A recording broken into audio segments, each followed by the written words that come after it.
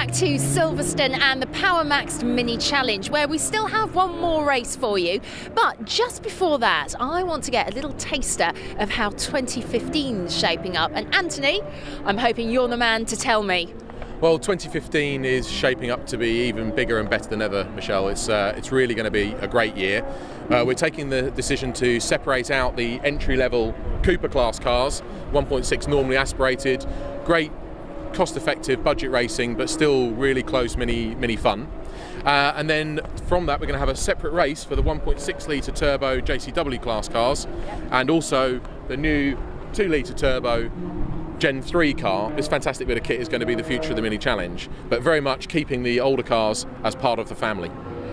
So, lots to look forward to in 2015 then.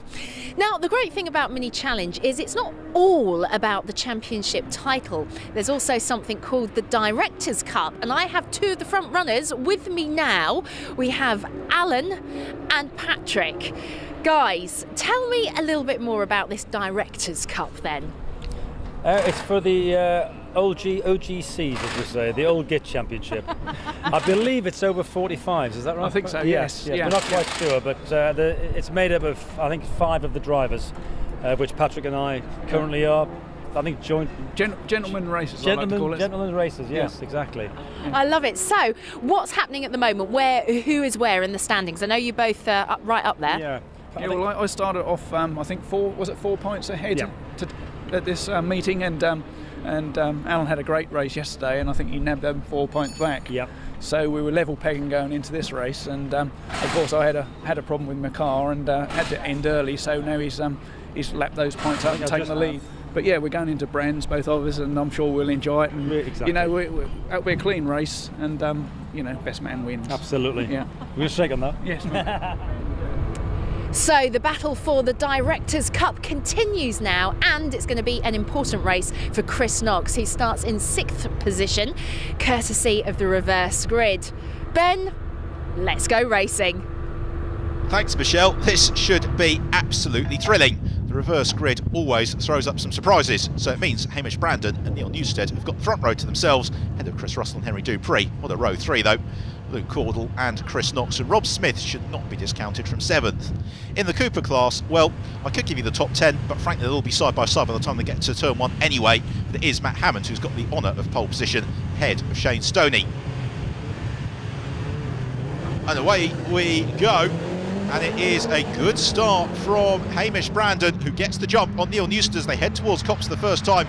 Also well away is Henry Dupree. There is Rob Smith, the Pirelli back car, heading around Copse Corner. He's alongside Lawrence Davey. And the real challenge in these reverse grid races is biding your time to pick your way up through the order as Henry Dupree goes sideways through Beckett's. Around goes Dupree. Cordell takes evasive action, and somehow he has been avoided by the chasing pack. We've got another car pointing in the wrong direction as well. But they, with the exception of William Phillips, I think have all just about stayed out of trouble. Phillips onto 2 wheels as he rejoins the fray. Chris Russell also is going to come back into the pack a long way down. And already the field, particularly amongst the JCW class, somewhat torn asunder at the first sequence of turns, but look at what that means for the Cooper class. They are 5 or 6 wide, disputing 3rd place in the class. It's Max Lever, who doesn't know where to look in his mirrors because they are completely filled with Mini Cooper cars as they turn through Stowe Corner. We've got some of the recovering JCWs in amongst it as well. Meanwhile, Lawrence Davey has got Mark Stewart, Alan Taylor and Kevin O'Connor. On his tail, there's O'Connor. Black car this year. You may recall he's raced a red car for several seasons prior to this. The silver machine of Taylor, the black machine of Mark Stewart, meanwhile looks the inside of Lawrence Davey. As Hamish Brandon leads the way from Neil Newstead. It's good to see Hamish right at the front of the field, and Hamish really testimony to the fact that you can have a long and productive career in the Mini Challenge, because he started out racing in the Cooper class and stepped up to the JCW class.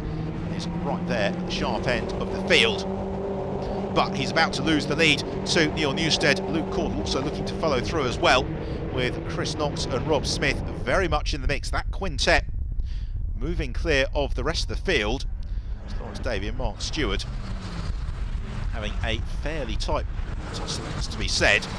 So around Brooklands in the late August sunshine and into the never-ending right-hander of Luffield. Frustrating corner for the drivers. They just want to plant their right feet and accelerate then on towards Woodcote. It's Neil Newstead who has got the slenderest of margins over Luke Caudle in terms of the championship.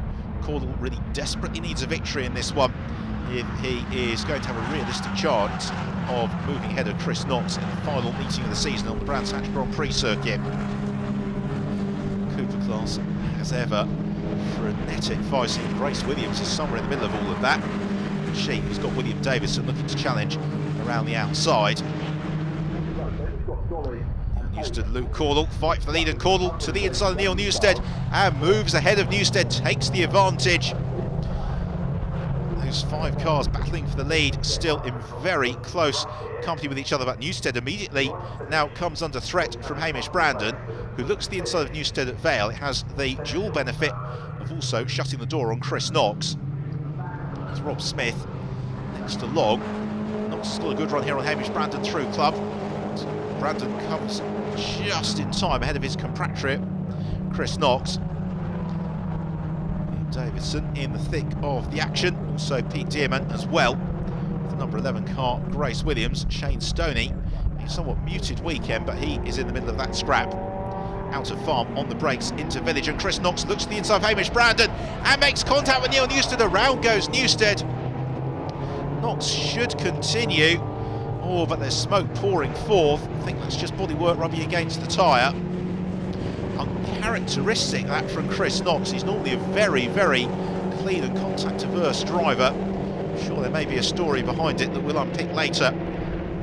Well, let's have another look at it. Knox looking to make a move on Hamish Brandon on the brakes. The car just not slowing. And tags Neil Newstead, tips Neil into a spin. Hopefully not with too much damage either for Newstead. So that then leaves Hamish Brandon clear at the front of the field. Luke Caudle we have also lost to mechanical failure. So now this is the challenge to the lead from Rob Smith, and he darts the inside of Hamish Brandon, and it's Rob Smith who takes the lead of the race. And Brandon has got Lawrence Davey now looking to demote him to 3rd.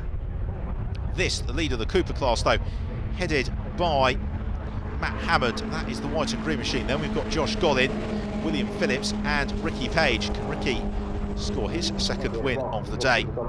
Down the hanger straight they come. They've got the recovering Chris Knox just in behind them. How close do you want this? Oh, there's almost contact there as Matt Hammond comes under pressure from Josh Gollin. Gollin tried to force his way through to find space where really there's none. And that was assertive stuff from Josh Gollin, but he forces his way to the head of the Cooper class. William Phillips trying to thrust past as well. They're almost 4 wide heading into the Vale.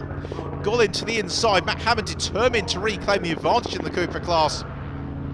Onto 2 wheels from Josh Gollin as he just about preserves the class lead.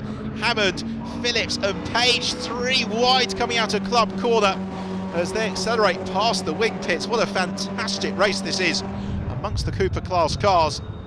Meanwhile, the race in the JTW class is claimed for Rob Smith. 2nd place goes the way of Lawrence Davey, and 3rd to Mark Stewart. Delight for Davey.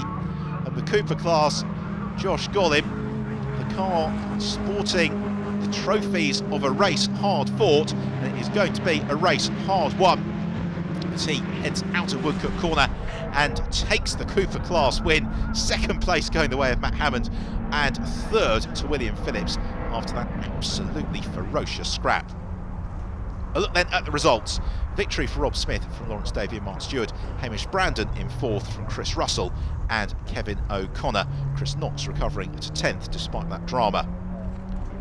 That fantastic Cooper class race claimed by Josh Gollin from Matt Hammond and William Phillips from Ricky Page and Gideon Cresswell. Shane Stoney 7th place, enough to give him the Cooper class crown. So therefore, after a long and entertaining weekend of racing, there is plenty to celebrate on the Silverstone rostrum. Josh Gollin and Rob Smith on the top step as they let rip with the champagne to the applause of the mechanics and well-wishers from the PowerMax Mini Challenge paddock. Didn't have to do too much to win that. I was quite surprised. It all kicked off at Beckett's on the first lap and I managed to pick my way through that. and then Luke pulled up with some sort of problem. Chris and Neil got together, and then it was just Hamish to get by, and I thought I'd got a good chance. I've had a bit of pace on him all weekend, and yeah, that was how it turned out. Last lap move, I was being squeezed onto the grass just before Stowe, but there's no way I wasn't having a corner, and just managed to squeeze up the inside and held it to take the win. So I'm really pleased. So in terms of the championship, well, only a disastrous weekend at Brands Hatch would cost Chris Knox the JCW crown, although Lawrence Davey is there in a very tight scrap for second with Neil Newstead and Luke Cordell. Shane Stoney victorious in the Cooper class, but again, everything to race for second between Gollin, Page and Phillips. A very different looking podium from the one earlier due to a race full of high drama. Certainly never a dull moment in the mini challenge. Well, we still have one more round to look forward to at Brands, but until then, don't forget you can keep up to date with all things mini challenge on our website, Facebook and Twitter. From Silverstone though, it's goodbye.